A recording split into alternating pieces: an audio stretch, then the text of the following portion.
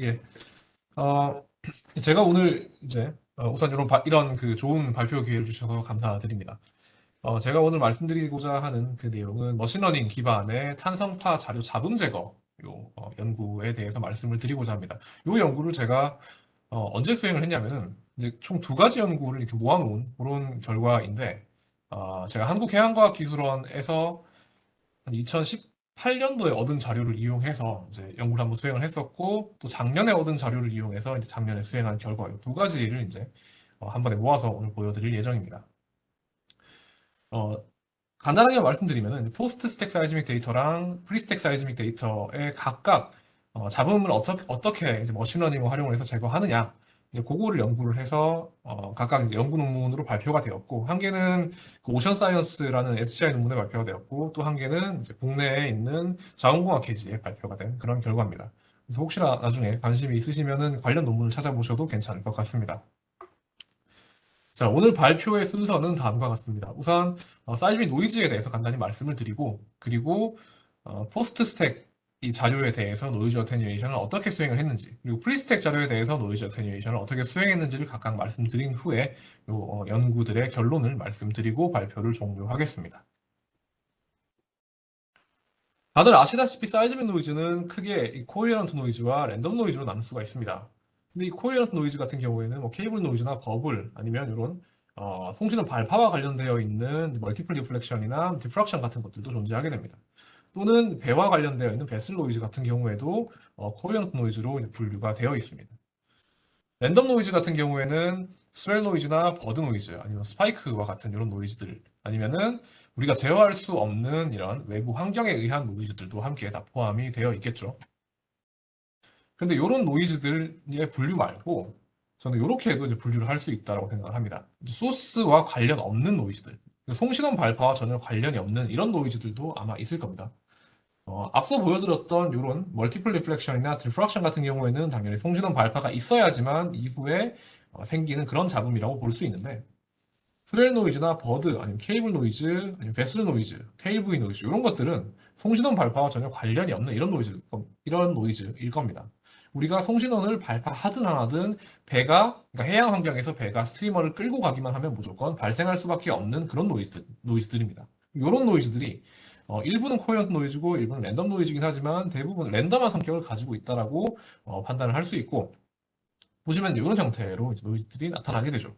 뭐 일부는 이렇게 코헤런트한 노이즈라고 이제 분류가 되어 있긴 하지만 어쨌든 우리가 송신원 발파와는 전혀 상관없는 그러한 형태의 좀 무작위한 성격을 어느 정도 가지고 있는 그런 노이즈들일 겁니다. 저는 이러한 노이즈들을 프리스택 단계 그리고 포스트 스택 단계에서 제거를 하고자 연구를 수행을 했습니다. 이런 노이즈들을 이제 최초로 포스트 스택 단계에서 이제 제거를 하려고 연구를 1차적으로 수행을 했고, 이후에 이 포스트 스택 단계에서 노이즈 제거하는 것에 약간의 한계를 이제 느끼고, 프리스택 단계에서도 그럼 이런 연구를 어떻게 수행을 해야 될까를 이제 고민을 하다가 작년에 마침 배를 타고 이제 자료를 취득할 일이 있어서 이제 배를 타고 나가서 직접 자료를 취득하면서 이제 해당 연구를 또 함께 수행을 했습니다. 자, 우선 포스트 스택 노이즈 어테뉴에이션의 사례부터 보여드리겠습니다. 요거는 어떤 자료에 대해 적용을 했냐면은 사이즈믹 오셔노그래피라는 이런 그 탄성과 해양학 자료에 적용을 했습니다. 얘가 뭐냐면은 보통 우리가 탄성과 탐사를 수행을 하면 지층 간 물성이 달라지는 그 위치에서 이제 반사파가 발생하게 되고 이런 반사파가 수신기에 기록이 되어서 이제 이런 수신기에 기록된 자료를 저희가 분석을 해서 지층에 대한 정보를 얻게 되죠. 그런데 이 사이즈믹 오셔노그래피는 지층 반사가 아니라 해수의 층간 온도 차이로 인해 발생하는 반사파를 취득해서 수층의 구조를 파악하거나 아니면 난류 혼합 계수와 같은 정보를 이제 취득하는 그런 연구가 바로 사이즈믹 오셔노그래피입니다. 이런 것들을 수행을 하면은 이제 수층에 대한 전반적인 그 구조 정보를 얻을 수 있기 때문에 한 2003년부터 현재까지 전 세계 각지의 이제 해양 관련된 연구기관에서 많이 수행을 했고, 제가 근무했었던 한국해양과학기술원에서도 이런 연구를 이제 수행을 하고자 실제 탐사도 나가고 자료를 취득해서 자료 분석까지도 수행을 한 그런 이력이 있습니다. 여기 아래를 보시면 얘가 저희가 실제 탐사를 나가서 취득한 그 수층의 수온 분포입니다. 그러니까 실제 사이즈믹 데이터를 취득하기 위해서 사이즈믹 라인을 탐사한 와중에 XBT라는 장비를 바다에 투하를 해서 이렇게 실시간으로 수온 정보를 얻었습니다. 수온 정보를 보시면 위쪽에는 혼합층이기 때문에 수온의 변화가 없고 여기서부터는 수온 약층이기 때문에 수온의 변화가 있습니다. 근데 수온 약층이라고 해서 이렇게 어, 아주 일정한 변화만 있는 게 아니라 그 사이사이에 구조들이 존재합니다. 이런 구조들이 보통 동해 같은 경우에는 내부파 전파에 의해서 발생하는 구조들이고 내부파가 전파함으로 해서 이제 각각 층의 수온 분포가 좀 달라지게 됩니다. 그런 그러니까 수온 분포가 달라지면 당연히 반사파가 생길 수 있는 그런 임피던스 차이가 존재하겠죠. 문제는 이런 사이즈별 오셔노그래피 신호 같은 경우에는 이 수온의 차이가 그렇게 많이 나지 않기 때문에 탄성파 전달 속도의 차이가 많지 않고 결과적으로 임피던스 차이가 그렇게 크지 않게 됩니다. 하지만 기본적으로 이 사이즈별 데이터를 취득함에 있어서 들어오는 랜덤 노이즈는 거의 일정하게 들어오기 때문에 반사파가 약해진다는 것은 다시 말해서 이 신호대 잡음비가 낮아진다라고 우리가 이제 생각을 해볼 수 있겠죠. 그래서 이러한 아주 좋지 않은 결과, 이러한 좋지 않은 자료를 얻게 되고 여기에서 뒤에 보이는 이런 수층 반사 정보를 얻기 위해서는 이 배경 노이즈들을 적절히 제거할 필요가 있습니다. 그런데 이제 기존의 방법을 썼을 경우에 기존의 일반적인 자료 처리 방법을 썼을 경우에 충분히 이러한 노이즈들을 억제하기 어려웠기 때문에 저희는 이제 머신러닝을 적용을 해보자 라고 결론을 내려서 머신러닝을 적용을 하고 이제 연구를 수행을 한 겁니다.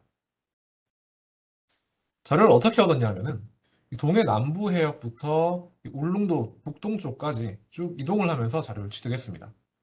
올라가면서 자료를 한번 취득하고 내려오면서 자료를 이제 동일한 라인에 대해 취득을 해서 총 두 개의 라인의 정보를 취득을 하였고 이제 해당 두 개의 라인에 대해서 자료 처리를 수행을 했죠. 이게 프리스택 자료인데 여기 보시면 여기 다이렉트 웨이브가 존재하고 여기는 해저면 반사파가 존재합니다. 해저면 반사파 같은 경우에는 이 연구의 연구 대상은 아니고 여기 보시면 아주 작게 이 하이퍼볼라가 있는 것을 확인할 수가 있습니다. 이 작게 반사파가 존재한다는 거죠. 수층 내에서. 얘가 바로 수층 간의 임피던스 차이 때문에 발생하는 이 수층 반사파인 겁니다. 이런 신호를 잘 취득해서 처리를 하면은 이러한 수층 구조를 얻을 수 있지만 현재 같은 경우에는 너무 심한 잡음에 오염이 되어 있죠. 왜 이렇게 이 신호가 작으냐? 왜 이렇게 그러니까 신호 대 잡음비가 낮을 수밖에 없냐를 생각을 해보면 우선 SO 신호 자체가 아까 말씀드렸다시피 임피던스 차이가 잘 존재하지 않는, 그러니까 매우 작은 임피던스 차이만 존재하는 그런 수층 간 경계면에서 반사가 되어 들어오기 때문에 진폭이 작을 수밖에 없습니다. 그리고 이런 작은 진폭 대비 이 무작위 잡음 같은 경우에는 여전히 계속 존재하기 때문에 이렇게 신호대 잡음비가 낮을 수밖에 없고 그다음번에 탐사를 수행할 때 스트리머 길이가 매우 짧았습니다. 스트리머가 총 24채널밖에 안 됐기 때문에 아주 극한의 환경에서 저희가 자료를 취득했다라고 볼 수 있죠. 그리고 저희가 그러니까 스파커 송신호를 사용했기 때문에 에어건에 비해서는 훨씬 이 신호대 잡음비가 낮은 그런 탐사 환경이었습니다. 그래서 결과적으로 이러한 문제가 있었고 그렇기 때문에 무작위 잡음을 잘 억제하기 위해서 머신러닝을 활용하고자 했습니다. 이게 라인 1번 자료고 라인 2번 자료입니다. 보면은 이러한 반사파들이 보이는 게 있지만 이러한 아주 강한 잡음들 때문에 반사파가 많이 드러나지 않는 것을 확인할 수 있습니다. 이런 것들을 적절히 제거해야겠죠. 자, 이걸 제거하기 위해서 우선 기본적으로 머신러닝을 활용했는데 머신러닝 아키텍처 같은 경우는 매우 일반적인 구조를 썼습니다. DNCNN이라고 2017년도에 일반적인 가우시안 노이즈를 제거하기 위해 개발된 잡음 제거 네트워크 아키텍처인데 요 DNCNN이 탄성파 자료의 잡음 제거에도 많이 활용이 되었기 때문에 저 또한 요 모델을 활용을 해서 잡음을 제거하려고 했습니다. 요 모델이 어떠한 특성을 가지고 있냐 하면은 우선 인코딩, 디코딩과 같은 그런 구조가 없습니다. 각 층마다 그러니까 전부 다 동일한 크기의 피처맵을 사용을 하고 있습니다. 인풋 자료와 중간 피처맵들 간의 크기가 모두 동일합니다. 물론 피처맵의 개수는 중간에 늘어나 있는 상태이긴 합니다. 그리고 인풋 그리고 아웃풋 요 레이어만 빼면은 나머지 구조는 컨볼루션, 배시 노멀라이제이션, 렐루 요 구조로 쭉 다 동일한 구조로 되어 있습니다. 히든 레이어 같은 경우에는. 그리고 잡음으로 오염된 인풋 자료에서부터 직접 잡음을 제거하는 게 아니라 요 인풋 자료에서부터 잡음을 우선 추출을 합니다. 이 네트워크를 거쳐가면서 잡음만 추출을 하고 이 추출된 잡음이랑 입력 자료를 서로 빼는 과정을 통해서 잡음 제거를 수행하는 그런 네트워크입니다. 이 네트워크를 쓰면은 어떤 장점이 있냐면은 우선 이 입력 자료를 수축시키거나 팽창시키는 단계가 없기 때문에 자료의 왜곡을 좀 줄일 수가 있습니다. 그리고 잡음을 추출한 다음번에 잡음을 빼기 때문에 이런 반사 신호의 왜곡을 최대한 억제할 수 있다라는 또 그런 장점을 가지고 있습니다. 그렇기 때문에 이 구조가 탄성파 자료의 잡음 제거에 다양한 분야에 사용이 된 사례가 있습니다. 그라운드 롤을 제거하거나 랜덤 노이즈를 제거하거나 아니면 특정 코헤런트 노이즈를 제거하는 그런 방식으로 얘가 많이 활용이 되었기 때문에 저 또한 이 구조를 이제 가지고 와서 사용을 했던 거죠. 근데 이 네트워크 아키텍처만큼 중요한 부분이 이제 머신러닝에서 어떻게 학습 자료를 구축하느냐입니다. 저희는 이 학습 자료를 구축하는 방법에 조금 주목을 했는데 이 DNCNN 같은 경우에는 학습을 수행하고 잡음을 제거하기 위해서 필요한 자료가 잡음이 전혀 없는 자료가 우선 필요합니다. 그리고 우리가 잡음을 제거하고자 하는 타겟과 거의 유사한 특성을 가진 잡음 자료 또한 필요합니다. 이 두 가지가 완벽하게 갖춰진다면 우리가 솔직히 어떤 네트워크를 쓰더라도 아마 잡음 제거가 잘 될 겁니다. 그럼 이제 노이즈 프리 자료는 어떻게 얻을 수 있냐? 이렇게 두 가지 방법을 아마 쓸 수 있을 겁니다. 인공합성 자료를 통해서 노이즈 프리 데이터를 생성하는 것은 매우 간단한 일이죠. 또는 비교적 신호대 잡음비가 높은 지층 탄성파 자료를 사용하는 방법도 있을 겁니다. 요거는 기존의 자료 처리를 수행을 해서 최대한 신호대 잡음비를 높여놓고 그리고 이제 이 자료를 노이즈 프리라고 간주한 다음번에 아마 학습 자료로 사용할 수 있겠죠. 저희는 요거 두 가지를 다 사용을 해봤는데 요거 두 개 중에 인공합성 자료를 사용하는 방법이 훨씬 결과가 좋았기 때문에 요 자료를 사용한 결과에 대해서 오늘 보여드리도록 하겠습니다. 자, 이렇게 노이즈 프리 자료는 구축할 수가 있는데 그러면 대체 노이즈 자료를 어떻게 얻을 수 있냐? 이 노이즈 현장에서 우리가 취득한 그러니까 잡음을 제거하고자 하는 그 대상 자료와 거의 유사한 특성을 가진 잡음을 우리가 만들어내야 됩니다. 또는 어디선가 취득을 해야겠죠. 그래서 이 두 가지 방법으로 아마 쓸 수 있을 겁니다. SO 신호가 거의 없는 수층 자료, 그러니까 수온 변화가 거의 없는 심해층에 해당하는 부분에서 온 탄성파 신호는 반사 자료가 거의 없을 거고 아마도 이 무작위한 잡음만 들어가 있는 그런 부분일 겁니다. 그런 부분에서 잡음 자료를 그러니까 취득을 하면, 그러니까 추출을 해내면 아마 노이즈 정리 데이터로 사용을 할 수 있을 겁니다. 또는 이런 이 현장 탄성파 자료의 잡음과 거의 유사한 특성을 가지도록 간 등을 통해서 아마 생성을 할 수도 있겠죠. 우선 이 방법은 저희가 해보진 않았고 이 방법을 통해서 잡음만 포함되어 있는 이제 자료를 저희가 추출을 해냈습니다.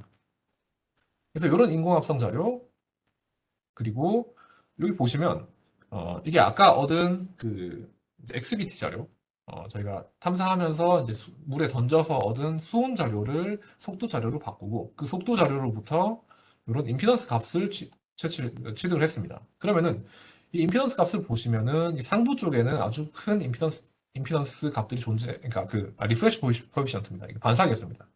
반사 계수들이 존재하는 것을 확인할 수 있는데 아래로 내려오면 내려올수록 반사 계수가 거의 줄어들어서 0에 가까운 값을 보이는 것을 확인할 수 있습니다. 그렇다는 건 요 위치, 그러니까 300m보다 더 아래쪽에서 오는 그러니까 그 아래쪽에 해당하는 탄성파 자료 같은 경우에는 반사파는 거의 없고 잡음들만 존재한다라고 우리가 볼 수 있겠죠.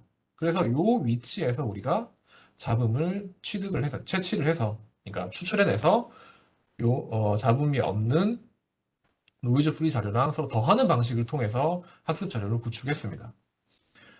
요 아래쪽에 있는, 그러니까 이러한 위치에 있는 잡음이나 위쪽에 있는 잡음이 서로 특성이 유사하다라는 전제를 두고 이제 이렇게 학습 자료를 구축을 한 거죠. 그래서 학습 자료는 이 인공합성 자료를 만들어낸 노이즈 프리 자료랑 이 현장 자료에서 우리가 추출해낸 노이즈 데이터를 더하는 방식으로 구축을 하였고 이 숫자가 좀 부족하다고 판단해서 데이터 아구멘테이션, 그러니까 일반적인 아주 간단한 형태의 데이터 아구멘테이션을 썼습니다. 이 자료를 뭐 90도 회전하거나 아니면 180도 회전하거나 뭐 반전시키거나 이런 식으로 이제 자료의 양을 좀 늘렸습니다. 그래서 이 트레이닝 데이터를 어떻게 만들었느냐? 자, 이런 트레이닝 자료는 이런 노이즈가 전혀 없는 자료랑 노이즈만 들어가 있는 자료 요거를 특정 비율로 곱해서 더하는 방식으로 만들었고, 실제로는 저희가 작은 패치로 나누어서 학습을 수행했기 때문에 이런 자료에서부터 패치를 뽑아냈습니다. 50바이 50짜리 패치를 만들어내고, 또 이 잡음 자료로부터 무작위한 위치에서 패치를 뽑아내서 두 개를 이렇게 더해서 만들었습니다. 이런 식으로 학습 자료를 쭉 구축을 했죠. 그러면 얘랑 얘를 어떤 비율로 더했느냐? 비율을 보시면 0.2 대 0.8부터 0.8 대 0.2까지 이 사이의 비율을 무작위로 선택해서 이렇게 더하는 방식을 택했습니다. 왜 이 값을 썼느냐 하면은 어, 여러 가지 비율을 사용해서 이제 테스트를 해봤습니다. 어떤 비율을 써야 적합한가? 그러니까 저희가 현장 자료에 대해서 정확한 시그널 투 노이즈 레이쇼를 알고 있으면은 아마 이 비율을 선정하기가 좀 편하겠지만 그런 상태는 아니었기 때문에 몇 가지 그 비율을 이제 범위를 산정해서 테스트를 해본 결과 이 비율이 가장 합리적이라고 판단을 했기 때문에 그러니까 그러니까 시행착오를 통해서 이 비율을 산정을 해낸 거죠. 이렇게 해서 학습 자료를 구축을 하고 학습을 수행을 했습니다. 학습은 굉장히 일반적인 그런 절차를 통해 수행을 했습니다. 서브스퀘어드 에러, 아담 오티마이제이션을 썼고, 배치 사이즈는 128을 썼고, 그리고 이제 40번 이포크를 돌려서 결과를 만들었는데 그 결과를 보시면 요거는 죄송합니다. 학습에 사용하지 않은 테스트 자료, 그러니까 신테틱 테스트 자료를 통해서 얻은 결과고 이런 노이즈 자료가 있습니다. 노이즈가 포함된 그런 사이즈맥 데이터가 있을 때 이포크에 따라서 이러한 결과가 나왔습니다. 이포크가 진행되면 진행됨에 따라 이러한 잡음이 전혀 없는 자료와 거의 유사한 형태의 결과가 나온 것을 확인할 수가 있고 특히 이 반사파 신호가 전혀 없이 노이즈만 있는 경우에도 반사파 신호 없이 노이즈만 있다라고 이제 하고 노이즈를 잘 지워낸 것을 확인할 수가 있습니다. 그리고 이제 무작위로 얻은 패치, 무작위 뽑아낸 패치 하나에서 잡음이 어떻게 제거되는지를 확인을 해봤는데 버티컬 트레이스를 뽑았습니다. 그렇게 보면 잡음 제거 전에는 이런 식으로 잡음들이 많이 포함되어 있는 반면 잡음을 제거한, 그러니까 DNCN을 통해 잡음을 제거한 결과 이렇게 잡음이 거의 없이 원래 트루 트레이스랑 거의 유사한 형태가 나오는 것을 저희는 확인을 할 수가 있습니다. 그리고 좀 더 정량적으로 비교를 하기 위해서 PSNR과 SSIM 수치 또한 비교를 해보았는데 PSNR 같은 경우에는 최대 신호대 잡음비로서 값이 클수록 잡음이 잘 제거되었다라고 볼 수 있는 거고 SSIM 같은 경우에는 구조적 유사 지수로서 얘가 값이 1에 가까울수록 원본이랑 이제 높은 구조적 유사도를 가진다. 그러니까 잡음이 없는 자료랑 거의 높은 구조적인 유사도를 가진다라고 볼 수 있습니다. 잡음 제거 전에는 이런 식의 분포를 보였다면 잡음 제거 후에는 히스토그램이 이렇게 나왔습니다. PSNR 전반적으로 향상이 된 거죠. SSIM도 마찬가지로 잡음 제거 전에는 이런 식의 히스토그램을 보였다면 잡음을 제거한 이후에는 거의 0.9, 뭐 1에 가까운 그런 숫자들이 많이 나타나는 것을 확인할 수가 있습니다. 이 이야기는 잡음이 잘 제거되었다라고 볼 수 있는 거죠. 실제 그래서 이제 모델 자체는 잘 학습이 되었다라고 판단을 하고 얘를 저희가 원하는 그 타겟 자료에다 적용을 바로 해봤습니다.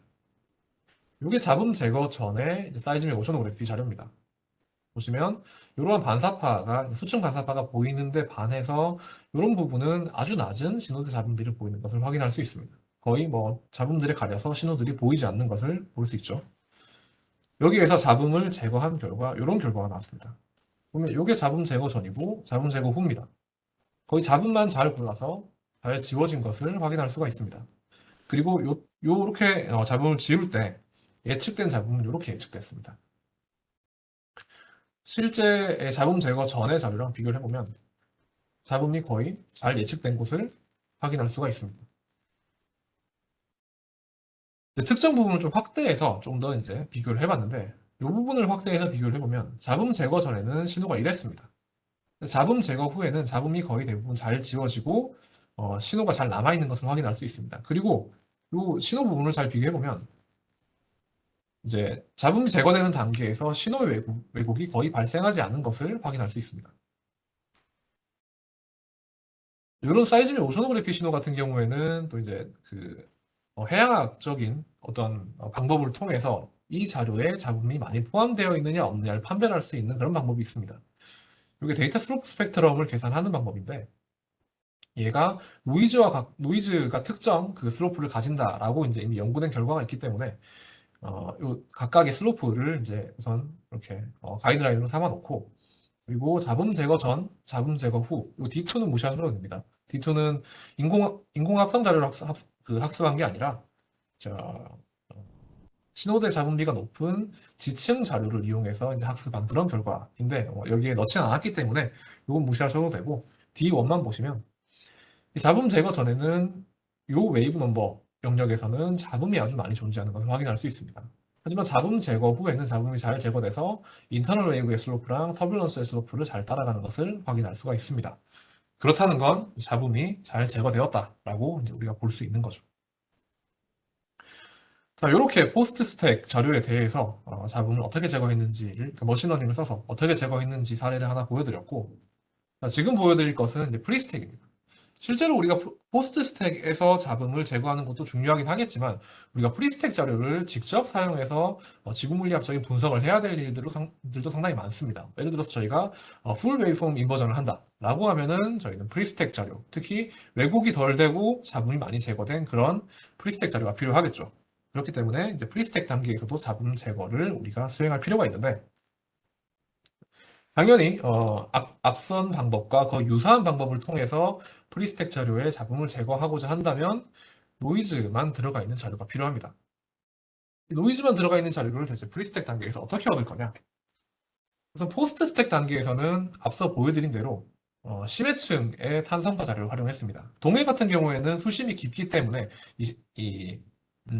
그리고 이제 내부파가 비교적 표층을 통해서 전파를 하기 때문에 이 심해층에는 사이즈별 오션오그래피 신호도 없고 다른 반사파 신호도 존재하지 않습니다. 그래서 이런 곳에서 잡음만 존재하는 자료를 얻을 수가 있었습니다. 근데 프리스택 같은 경우는 어떻게 해야 되냐? 자, 이런 공통성신 업무를 보시면 이게 이제 저희가 취득한 자료인데 얘 또한 스파커 자료고 스트리머가 매우 짧습니다. 그래서 이제 그리고 잡음도 상당히 많이 포함되어 있는 것을 확인할 수 있습니다.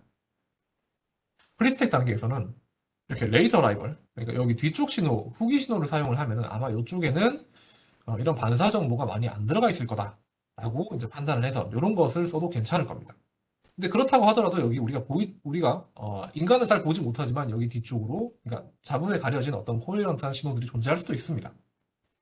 그래서 그것보다는 탐사를 하는 단계에서 송신원 발파를 하지 않고 자료를 취득하는 그런 방법도 있을 겁니다. 이렇게요. 얘는 송신원 발파 없이 배가 이동하면서 실제로 취득하고자 하는 자료와 거의 동일한 그 장비를 사용을 한 거죠. 그러니까 이런 자료를 얻기 전에 실제 트랙 라인에 들어가기 전에 한 1km 전에 먼저 들어가는 겁니다.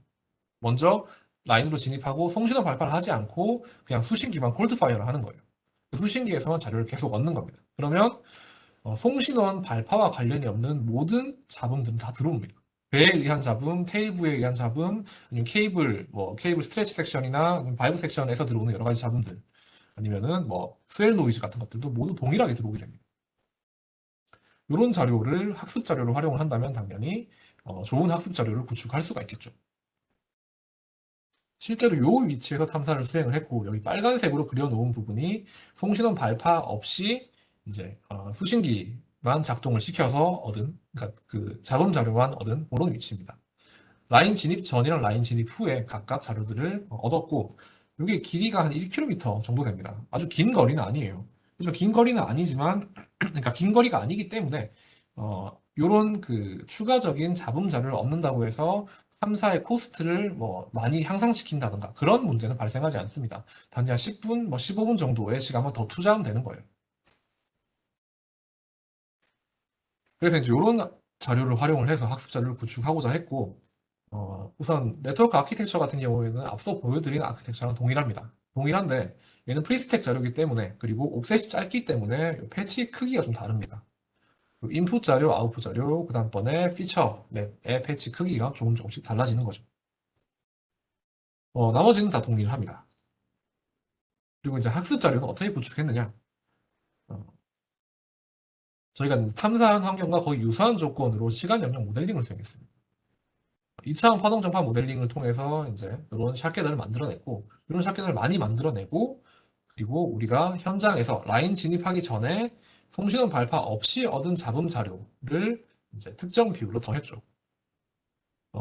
앞서 보여드린 이 포스트 스택 자료의 잡음 제거 같은 경우에는 이 R1과 R2를 저희가 경험적으로 선정했는데, 이번에는 경험적으로 선정한 게 아니라 약간 어느 정도 이 진폭 분포를 나타내야 될지, 어떤 진폭 분포를 써야 될지를 좀 생각을 해봤습니다. 그래서 이런 수층에서 얻은 자료, 그러니까 이런 그 어, 저희가 취득한 실제 탄성파 자료에서 무작위로 송신원 궤도를 몇 개 뽑아냈습니다. 몇 개 뽑아내고 여기 수층, 요 작은 영역에 대해서만 자료를 뽑아냈습니다. 여기는 잡음만 존재한다라고 전제를 했죠. 그리고 여기서 얻은 자료들의 진폭 분포를 보면 이렇게 있습니다. 우선 이 자료는 다 노멀라이즈를 했고, 이제 이 다이렉트 웨이브 부분이 가장 강한 진폭을 보이는 부분이기 때문에 여기가 이제 1입니다. 진폭이. 여기 대비 상대적으로 어느 정도 진폭을 가지는지 보기 위해서 히스토그램을 뽑아보니까 값의 분포는 이렇게 이제 정규 분포를 나타내고 있는데 의미 있는 값이 한 마이너스 0.2에서부터 0.2 정도 분포를 보이고 있습니다. 대부분은 아주 작은 진폭 분포를 보이고 있고요. 그렇기 때문에 0.2에서 0.8 대 0.2에서부터 0.99 대 0.01 정도의 R1, R2 비율을 쓰면 적합하지 않을까라고 판단해서 이렇게 학습 자료를 구축했습니다. 이 비율 사이에서 이제 랜덤하게 비율을 산정을 한 거죠. 자, 그리고 이제 일반적인 요 학습 절차들을 통해서 학습을 수행을 했고, 그 학습 결과는 다음과 같습니다.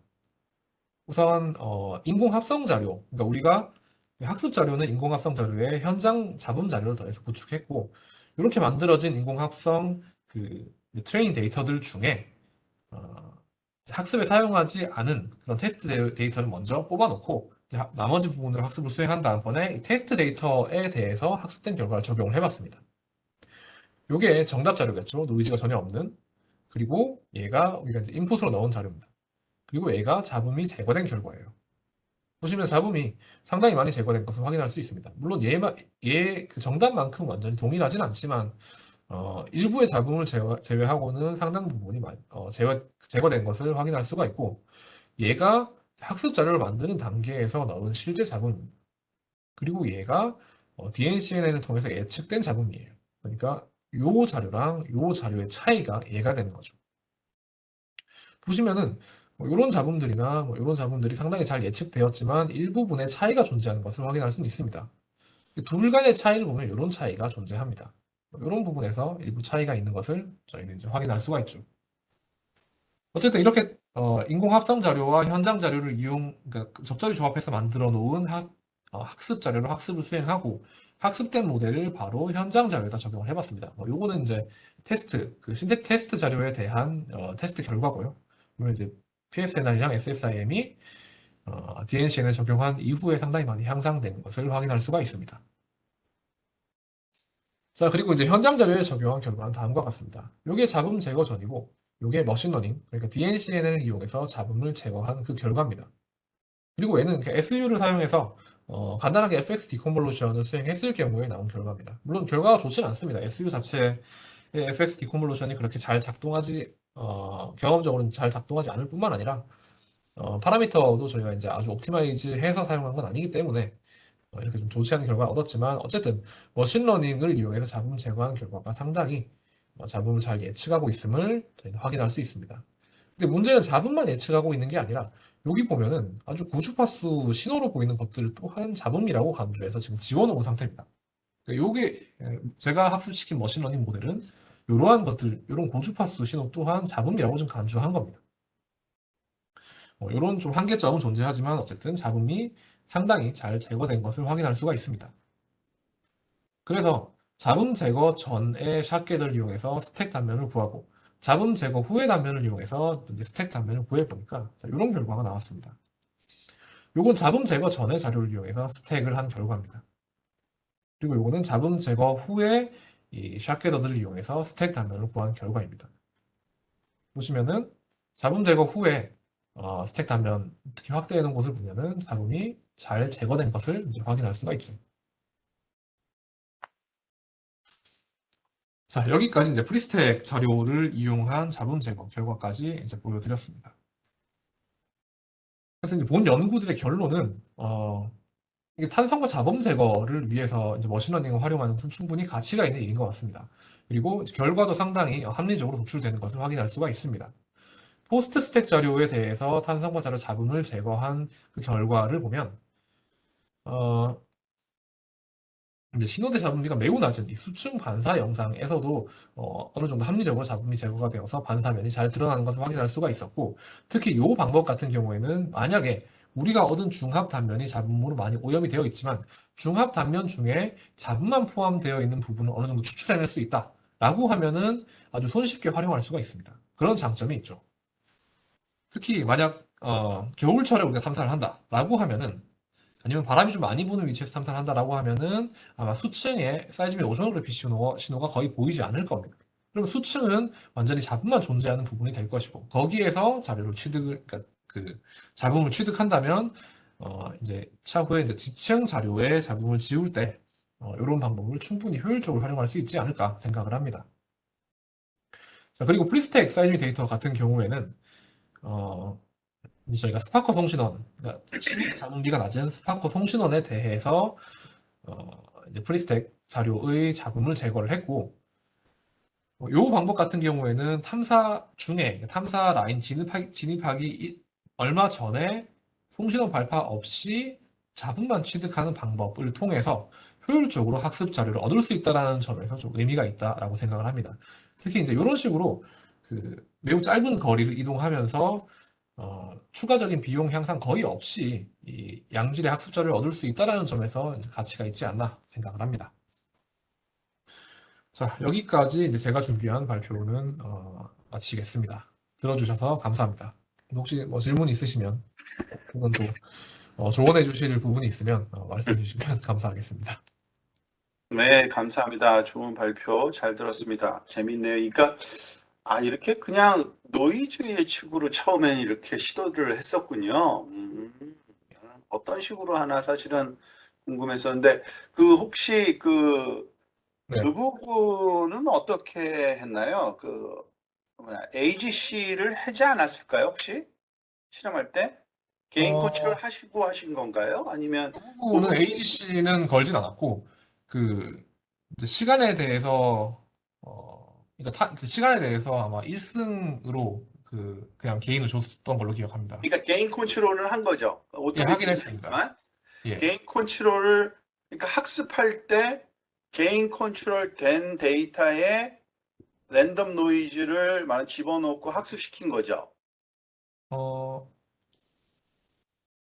그러니까 잘, 지금 잘 못 훈련된 들었는데. 데이터를 적용할 때 예. 그냥 데이터에 로 데이터에 적용하지는 않는 거죠. 개인 컨트롤 된 거에 적용하시는 거죠. 예, 개인 컨트롤 된 거에도 적용을 합니다. 그죠? 예. 근데 그 그 같은 경우에는, 예. 노이즈를 뭐죠? 필드에서 측정하신 거 있잖아요. 예. 그거는 개인 컨트롤이 필요가 없는 거죠. 기본적으로 필요가 없기는 한데, 이제 개인 컨트롤을 해주는 편이 더, 낫지 않나 싶습니다. 어차피 결과적으로는 저희가 이제 개인을 줘야 되긴 하니까요.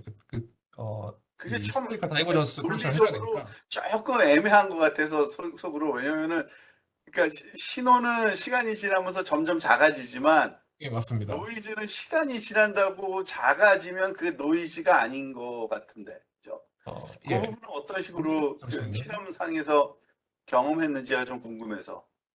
요거를 개인은 어떻게 했더라?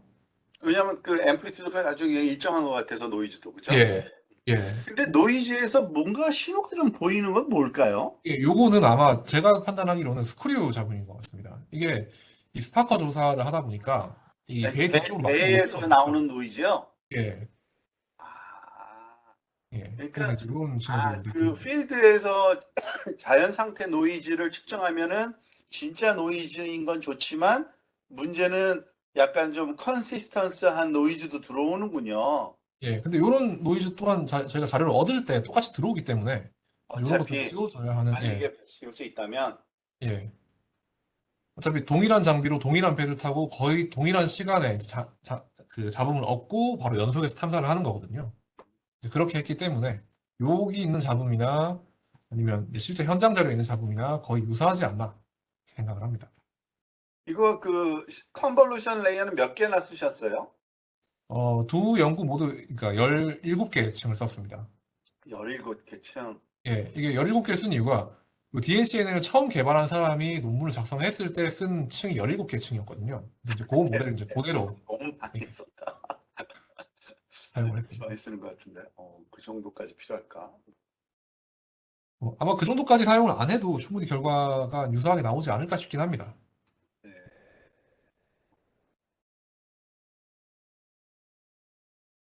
어, 어,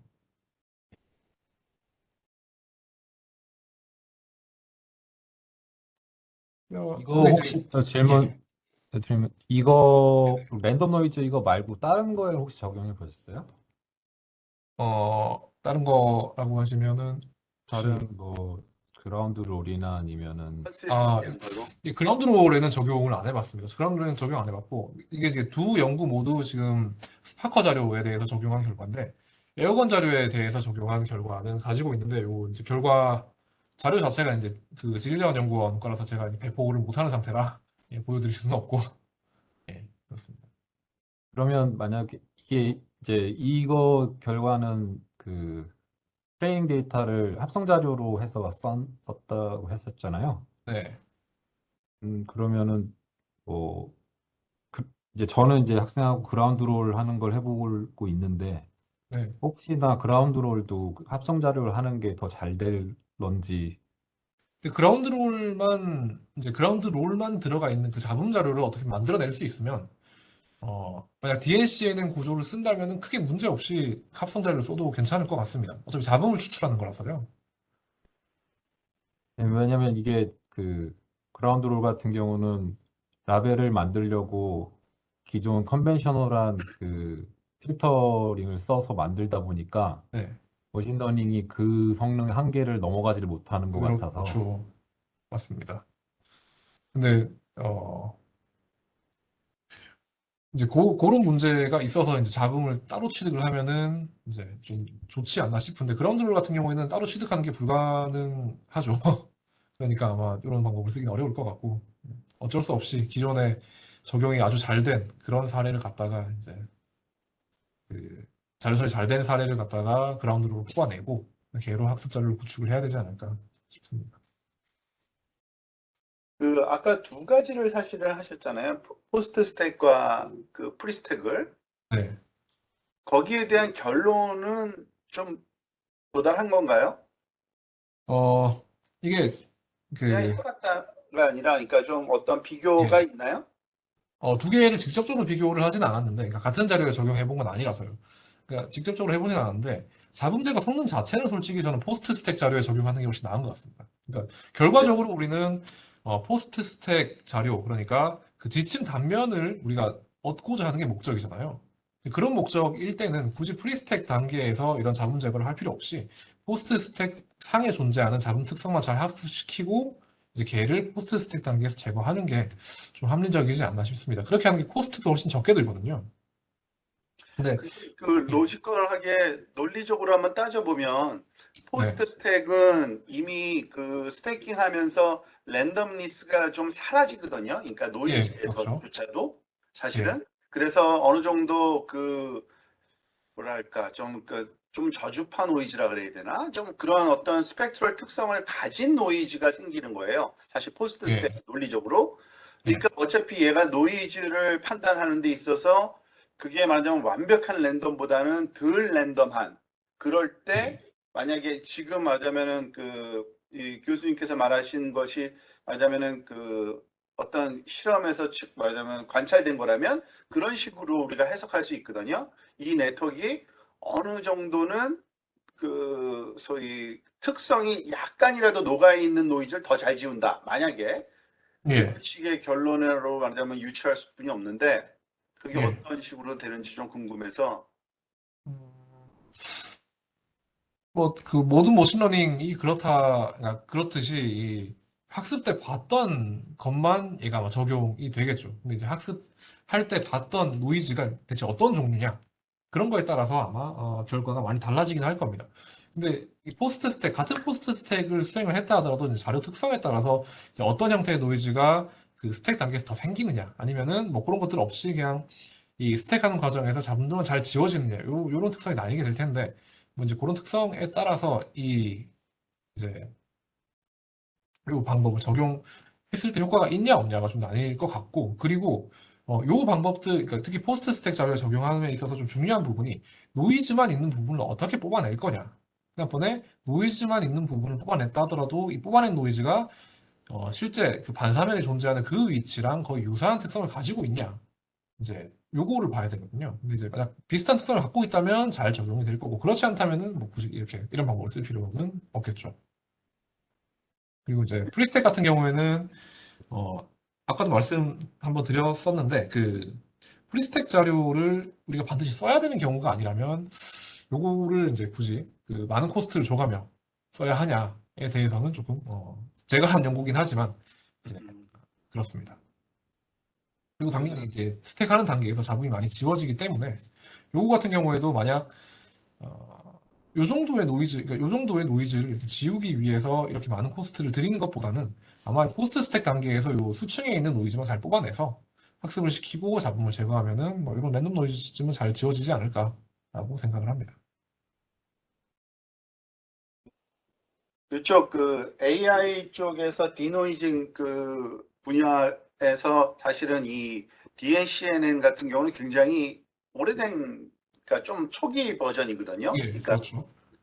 그 노이즈에 적용하자는 거가 움직임이 나온 그 말하자면은 생각은, 근데 예, 그 이후에 나온 것들이 사이 오토 인코더 방식의 그런 걸로 흘렀어요. 네, 그러면서 보통 다 비교할 때 뭐 예전에 이 방법은 어땠는데 그 PSNR이 그걸 비교하면은 요즘 게 더 좋게 나오는데, 그리고 예, 또 요즘 것들은 사실은 좀 타겟이 좀 바뀌어 있어요. 사실은 오토 인코더 방식으로 할 때는 타겟이 노이즈가 아니라 클린드 이미지, 깨끗한 예, 그 신호를 타겟으로 하거든요. 네, 근데 그 뭐 이유가 있겠지만 지금 가만히 얘기를 들어보면서 이 노이즈를 예측하는 것조차도 그 소위 유넷을 한번 써보면 조금 더 나아지지 않을까라는 생각이 살짝 들거든요, 저는. 음, 예, 왜냐하면 그 요즘에 그 소위 AI 쪽에서 가장 또 핫한 이슈가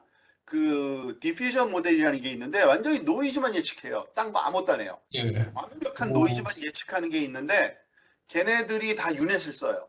음, 그러니까 유넷이 갖고 있는 파워가 그렇죠. 엄청난데 예, 지금 하고 있는 요 그 말하자면 훈련 말하자면 상황에서조차도 유넷이 좀 더 나을 것 같다라는 느낌이 살짝 들었어요. 솔직히 저는. 그러니까 얘 실험 한번 해볼 가치가 있어 보여요. 예. 유넷이 애초에 워낙 좋은 구조이다 보니까 아마 유넷도 잡음 제거하는 데 있어서는 아주 잘 작동을 하지 않을까 싶기도 합니다. 이게, 제가 여기다가 직접 유넷 써본 건 아니고, 그냥 이제 일반 오토 인코더를 써본 적이 있거든요. 네네. 이제, 예. 그냥 그 컨캐티네이션 없이, 오토인코더를 그냥 쓰면은 신호를 타겟으로 하지 않으면 좀 힘들 거예요. 그 예, 랜덤 예, 노이즈를, 그러니까 이거는 지금 노이즈를 뽑아내는 거잖아요. 노이즈 예, 예측이잖아요. 신호 예, 예측이 아니라. 예. 그래서 그 일반 그 말하자면 지금 말하자면은 그 뭐죠? 그냥 플레인한 그 CNN을 쓴 이유가 얘는 네, 스트럭처를 없이 뽑아내야 되니까 그런 건데 네, 유넷은 그 두 가지를 다 하거든요. 스트럭처 플러스 그 완전히 그 언스트럭처드 데이터까지도 완전 네. 예측이 가능한 거기라서 요즘에 그런 움직임이 있어서 혹시 그것도 가능할 거라는 생각이 살짝 들더라고요. 느낌상. 그것도 한번, 예, 유넷을 활용을 아니, 해서 요거 한번 네, 그것도 해봐야겠습니다. 되면은 더 괜찮을 것 같은데 나는 이렇게 CNN으로만 노이즈가 이렇게 잘 예측되는지는 몰랐어요, 솔직히. 이게, 노이즈조차도. 근데 만약 학습 자료가 좀 적절하면은, 솔직히 아주 복잡한 구조를 쓰지 않더라도, 이 정도 결과까지 나올 수 있지 않나, 예, 생각을 합니다. 구조가 당연히 훨씬 개선된 모델이면 당연히 훨씬 좋은 성능을 보여주긴 하겠지만, 이 학습 자료가 우리가 원하는 타겟에 거의 유사한 특성을 가지도록 잘만 구축할 수 있으면, 이제, 결과야 언제든 잘 나오는 게 아닐까, 이렇게 생각을 합니다. 그리고 한 가지 더 저는 궁금한 게 있었는데 이 사이스믹 데이터를 어떤 식으로 처리해요? 보통? 그러니까 일단은 예, SU 처리할 때는 그냥 리눅스에서 하겠죠, 그죠? 예, 맞습니다. 그리고 그러니까 이거 DNCNN 적용할 때는 어떻게 해요? 그냥 바이너리 파일 상태로 합니다. 바이너리 파일 그래서 거기에 상태로, 그러니까 파이썬에서 예, 바이너리 파이썬으로, 그런 식으로 예, 해요. 파이썬, 예, 넘파이로 이제 입력받아서, 넘파이에서 바이너리 입력받아서 그 네, 스트럭처를 하려면 복잡하지 않아요? 새 과일 텐데? 어, 그런 말하면 트레이스나 뭐 그런 거 같은 거. 난 그게 궁금해서. 이제 요 자료 같은 경우에는 어차피 패치를 나눴기 때문에 헤더 다 맞아요. 제거하고 그냥 바이너리 파일만 남겨놓습니다. 그냥 헤더가 바이너리 중요한 게 파일로 아니니까. 그 예, 스트럭처를 아니까 읽어드릴 예, 때 그 스트럭처를 말하자면 이해해서 읽는 게 아니라 안에서 그냥 소팅해서 수평 수직 말하자면 말하자면 나눠서 이렇게 적용하는군요. 그냥 예. 개수를 이제 불편하게 하겠다. 바이너리 파일 그대로 이제 사용을 하는 거죠. 어차피 여기서 이제 헤더 정보는 굳이 필요는 없으니까요. 여기서는 그렇게 하고 있습니다.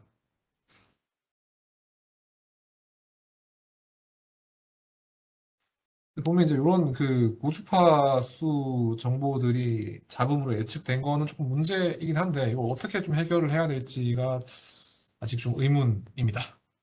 음, 음, 음. 이건 DNCNN의 한계 같은데요. 느낌이 난. 또는 그러면 나중에 유넷으로 한번 바꿔서 테스트를 해보고 결과가 잘 나오면 또 한번, 보여드리도록 하죠.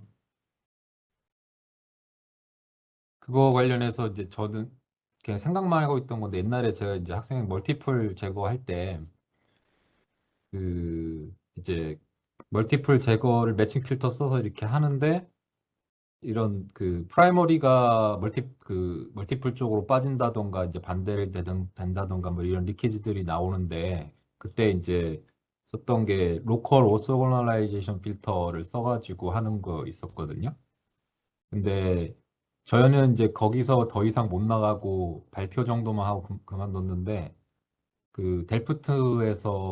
델프트 사람들이었나? 그 사람들이 이제 그거 저희랑 또 거의 비슷한 걸 했는데 오브젝트 펑션을 좀 다르게 해가지고 그거를 잘 되게 하는 걸 지오피직스에 논문을 냈었어요.